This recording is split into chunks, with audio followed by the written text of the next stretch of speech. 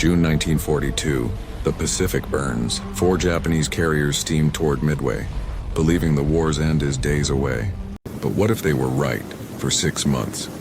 In this documentary, you'll see how Japan's greatest triumph could also become the spark of its downfall. How a single victory might have rewritten the Pacific War, only to destroy the empire that won it. Here's what you'll uncover. How codebreakers, weather, and fate decided who struck first. How human decisions, seconds long, shaped nations. And why victory at Midway might have doomed Japan faster than defeat ever could. Because sometimes, the worst thing a nation can do is win too soon. June 4th, 1942, dawn over the Pacific. The sea is calm, glassy, endless. Aboard Akagi, men move like clockwork. Each breath a cloud of fuel vapor and fear. The smell of salt and aviation gasoline hangs in the air. Engines warm under tarpaulin covers. The deck trembling with restrained power. From the island bridge, Admiral Nagumo scans a horizon painted gold by the rising sun. Far beyond that line lies Midway, and the moment that will decide an empire's fate. The engines begin to roar. By the summer of 1942, Japan's empire stretched from the jungles of Burma to the outer reefs of the Central Pacific. In just 6 months, the Imperial Navy had humiliated every Western power it faced. Hong Kong fallen, Singapore surrendered, the Philippines crushed, and the rising sun planted across 1,000 islands. Yet beneath that string of victories lay a fatal illusion. Japan believed it had time. The strike on Pearl Harbor had crippled the U.S. Pacific Fleet's battleships, but it hadn't touched America's true strength, its carriers, shipyards, and industrial will. In Washington, the shock was fading. New ships rolled from assembly lines that dwarfed anything Japan could imagine. Across the Pacific, a counterpunch was forming. The Coral Sea in May 1942 had been the first true carrier battle in history, both sides never sighting each other directly. The Japanese won tactically, sinking Lexington and damaging Yorktown, but they failed to seize Port Moresby. For the first time, Japan's advance had stalled. That is when Admiral Isoroku Yamamoto, architect of Pearl Harbor, sought to crush America's carriers once and for all. His plan, Operation MI, was bold. Lure the U.S. fleet into a trap near Midway Atoll, then destroy it in one decisive strike. Midway, a tiny coral outpost halfway between Hawaii and Tokyo, offered little of material value. But strategically, it was everything. The gate to the Central Pacific. Yamamoto's battle plan reflected both brilliance and overconfidence. He divided his forces across vast distances, a main fleet, a carrier striking force, invasion transports, and a distant decoy group near the Aleutians. It was a masterpiece of naval choreography on paper, but every layer of complexity demanded timing, communication, and secrecy. Luxuries already slipping through his fingers, because in Honolulu, in a nondescript basement known as Station Hypo, American cryptanalysts were listening. Inside Station Hypo, Commander Joseph Rochefort and his small team had been living on coffee, cigarettes, and fragments of intercepted code. They'd broken enough of Japan's naval cipher, JN-25, to know that a major operation was coming. The target, designated AF, remained a mystery until a trick confirmed it. Midway's base was ordered to send an unencrypted message that its water plant had failed. Hours later, Japanese intercepts reported AF is short on water. The trap was set, but not for the Americans.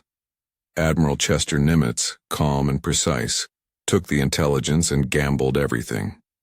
With only 3 carriers left, Enterprise, Hornet, and the battered Yorktown, he ordered them to ambush the Japanese force north of Midway. Repairs on Yorktown, expected to take weeks, were completed in just 72 hours. Crews worked around the clock, patching holes from Coral Sea with steel plates and prayer. By early June, 2 fleets were converging, each unaware of how close they truly were. Yamamoto believed surprise was absolute. Nimitz knew the Japanese plan nearly hour by hour. The balance of fate rested on timing, detection, and weather. elements as fickle as war itself.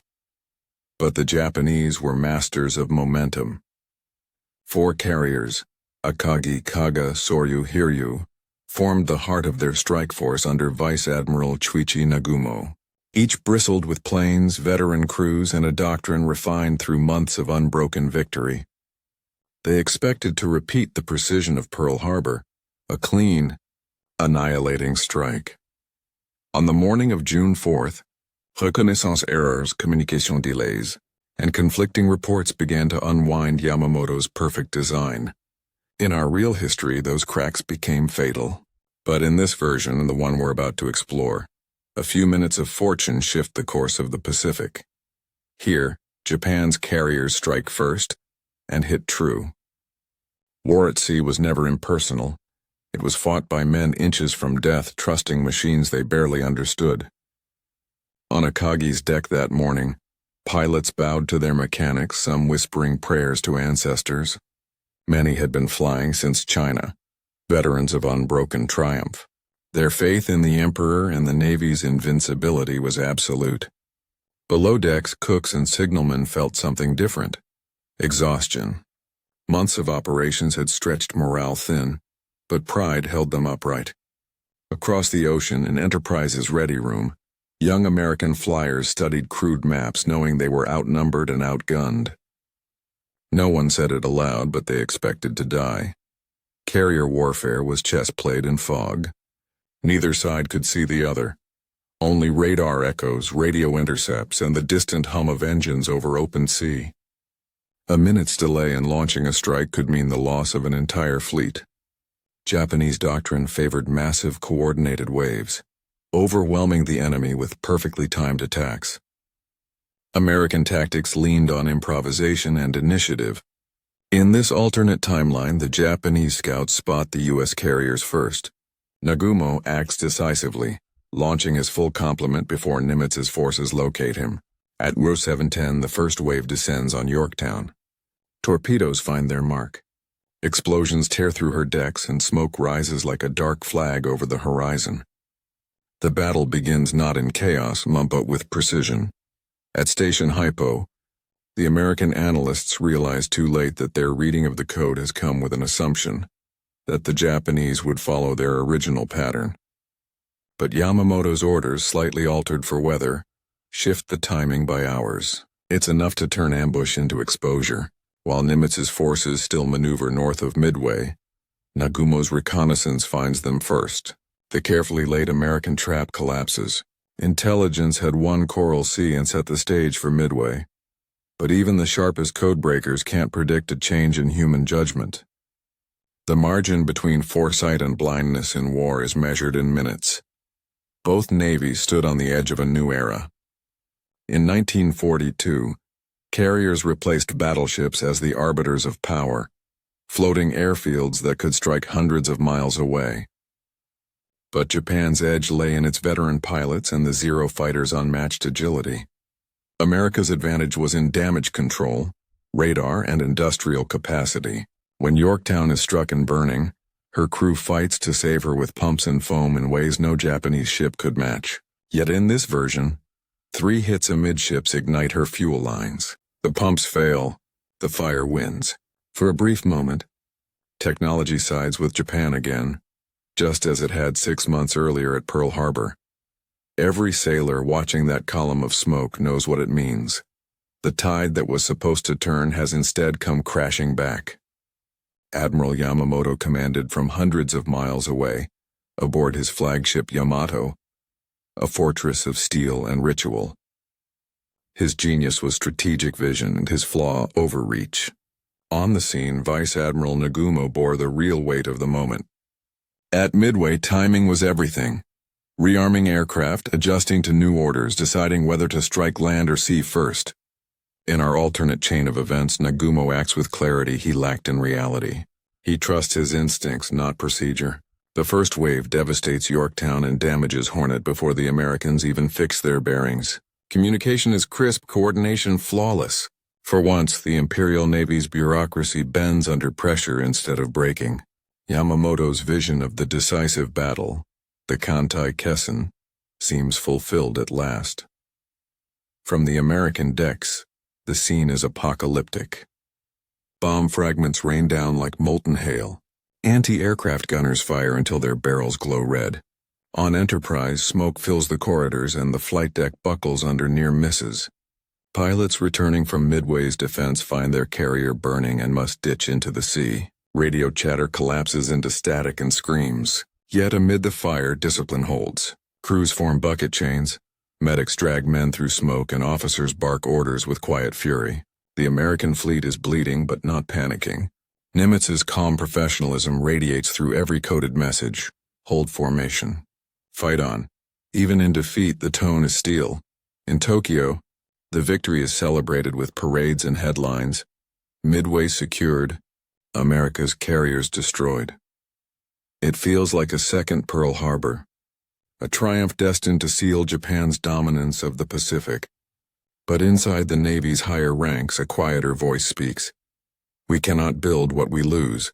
Officers like Rear Admiral Ugaki and Captain Genda understand that Japan's pilot corps is finite, its oil reserves strained, its shipyards too few. Every victory burns fuel and men faster than they can be replaced. The moral weight begins to shift, not because of defeat but because of success. Japan has won the wrong kind of victory. While Japan rejoices, American shipyards along the Atlantic and Pacific coasts hum without pause. The Essex-class carriers are already under construction, each one larger, faster, and more resilient than anything afloat. Pilots are being trained by the hundreds in Florida and California. Factories that once built cars now build wings and propellers. The U.S. can afford disaster. Japan cannot. Even as Yorktown slips beneath the waves, telegrams from Washington promise replacements already on the way. Victory at Midway delays the inevitable, but it cannot reverse the math of total war. The Japanese fleet steams eastward in triumph, unaware that its greatest enemy isn't the U.S. Navy, it's time itself. June 5, 1942, the Pacific burns. By mid-morning, the Japanese carriers rule the sky. American bombers from Midway Atoll make desperate scattered attacks. Brave but futile. Zeros carve them apart. The sea glitters with debris and oil. From Akagi's deck, officers watch plumes of smoke mark where Yorktown and Hornet once were. Only Enterprise, damaged and retreating east, remains afloat. The radio chatter in Nagumo's flag bridge carries a single tone: triumph. By June 6th, Japanese troops land on Midway's beaches. Resistance is fierce but brief. Marines fight from coral bunkers until their ammunition runs dry. When the rising sun is hoisted over the atoll, photographers capture an image Tokyo will turn into legend, a symbol of vengeance completed. Newspapers in Japan hail the victory as divine proof of destiny fulfilled. Yamamoto's grand vision of the decisive battle seems to have arrived. Yet beneath the surface of that triumph, cracks are already forming. The Japanese lost over 100 veteran pilots, the irreplaceable elite who made their carriers formidable. Each downed zero is more than a machine. It's a man trained since the late 1930s with thousands of flight hours. Japan's reserves of skilled airmen are shallow. Every victory costs blood it can't recover. At sea, fuel is running low. Tankers dispatched from the home island strain under blockade and submarine threat. Logistics officers warn of temporary shortages, but those shortages soon define strategy itself. The fleet's radius of action shrinks daily. Yamamoto orders a pursuit of the retreating American remnants, a fatal mistake. To chase means to consume fuel and stretch supply lines, but pride demands it. Japanese radio intercepts suggest the Americans are regrouping near Hawaii, perhaps with reinforcements. The Imperial Navy steams east into the vastness of the ocean, each mile gained paid for in barrels of precious oil. For a few weeks, it looks as if Japan controls the Pacific. Their carriers dominate every engagement. Midway becomes a forward base for reconnaissance flights toward Hawaii. But victory brings overconfidence. With limited repair capacity, the carriers remain at sea longer than they should.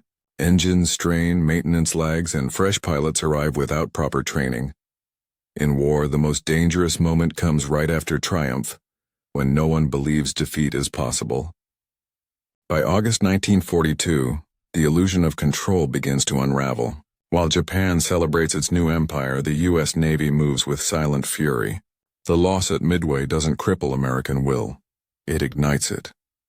Shipyards along both coasts surge into overdrive. Within weeks, new hulls are sliding into the water, escorted by destroyers fresh from the assembly line. The Essex-class carriers, still unfinished when Midway fell, are suddenly top priority. Production schedules shrink from months to weeks. The United States isn't reacting emotionally. It's mobilizing mathematically. Then, in early August, U.S. Marines land on a jungle island few have heard of, Guadalcanal. The move catches Japan off guard. The Imperial Navy, still recovering from Midway's extended operations, rushes to respond. Akagi, Kaga, and Hiryu, exhausted from months at sea, limp back to Truk for rushed refits. Air groups are under strength. Many of their best pilots now rest beneath the Pacific. Replacement flyers, barely trained, take off from the decks that once launched masters. The ensuing campaign in the Solomon Islands becomes a slow-motion catastrophe. Japanese supply convoys face relentless American submarines. The Tokyo Express, and nightly destroyer runs, delivers men but not fuel or ammunition. Each sortie costs ships an experience that can't be replaced. The Imperial Navy wins engagements, like the Battle of the Eastern Solomons and Santa Cruz, but at a ruinous price. Every success drains the last reserves of trained aircrew. By October, the Japanese Navy's proud strike force is a shadow. Akagi's flight deck groans under stress fractures. Spare parts are non-existent. Oil shortages keep whole divisions anchored in port. Even victories now feel hollow. Yamamoto's reports to Tokyo grow defensive. His tone shifts from triumph to fatigue. Meanwhile, America adapts. Pilots cycle through combat, learn and return with better tactics. Radar-controlled interception begins to neutralize Japan's once superior fighters. The U.S. war machine learns faster than Japan can recover. By December 1942, just 6 months after the victory at Midway, Japan has lost the initiative. The empire's perimeter is overextended, its navy battered, its air wings crippled. Midway itself, the symbol of triumph, has become a logistical burden too far to defend, too costly to supply. What began as the crowning achievement of Japan's naval power has become the first step toward its collapse. When the reports finally reached Tokyo in early 1943, they sound less like military briefings and more like obituaries. Of the 4 carriers that won at Midway, 2 are now out of action. Akagi crippled by mechanical failure. Kaga damaged beyond field repair. The others limp through Truk Lagoon with skeleton crews and patchwork decks. Pilots once hailed as heroes are gone, their replacements untested and fearful. The Imperial Navy, still dominant on maps, is hollow in the water. Midway itself proves a curse. Supplying it drains oil and escorts from other fronts. Every convoy risks submarine attack. The Americans, now armed with radar and code-breaking superiority, intercept shipments before they reach the atoll. By spring 1943, the island that symbolized victory becomes a graveyard of grounded planes and rusting barges. Admiral Yamamoto knows the truth before most. His own intelligence officers warn that the empire is burning its strength faster than it can recover. The fuel reserves, drawn from distant Dutch East Indies fields, can no longer sustain continuous carrier operations. The war's rhythm slows to Japan's weakest heartbeat: scarcity. Across the Pacific, the tone is different. Washington doesn't mourn the loss at Midway. It studies it. Reports from the wrecks of Yorktown and Hornet are dissected to improve armor, flight deck design, and coordination between ships. Within months, Essex-class carriers begin joining the fleet. Faster, sturdier, deadlier. The first returns to Pearl Harbor just as Japan's surviving ships dock at Truk for emergency maintenance. By May, the strategic tables have turned again. American submarines prowl shipping lanes. B-24 bombers strike the Marshalls and Gilberts. Japan's so-called decisive victory has bought it 6 months of illusion. The Empire's outward calm hides internal collapse, fuel exhaustion, pilot attrition, and the creeping knowledge that industry, not bravery, decides modern wars. The rising sun still flies high, but the horizon has already begun to darken. By mid-1943, the myth of Japanese invincibility is gone. The same officers who toasted the victory at Midway now read casualty reports with a kind of numb detachment. The once elite carrier corps is shattered, veterans replaced by teenagers with barely 50 hours of flight time. Training schools rush cadets through programs meant to take a year in less than 3 months. The result is predictable: crashes, panic, and inexperience that cost lives faster than the enemy can. At sea, fuel shortages dictate strategy more than admirals do. Destroyers remain tied to piers. Cruisers cannibalize each other for parts. Entire task forces exist only on paper. The Empire's great weapon, mobility, has been broken by its own logistics. Yamamoto, sensing the inevitable, begins inspecting forward bases to rally morale. In April 1943, on one such mission over the Solomons, his aircraft is ambushed by American P-38s guided by codebreakers. The architect of Japan's grand design dies instantly, his body found in the jungle. The death is symbolic. The mind of the Imperial Navy gone, its machine left running without direction. Meanwhile, the Americans push relentlessly west. Guadalcanal is secured. New carriers replace old losses faster than Japan can count them. Airfields spring up across the Solomons and Gilberts, each one pushing the front closer to Japan's homeland. The vast industrial engine of the United States is now fully awake. Steel, oil, and manpower flowing like a tide.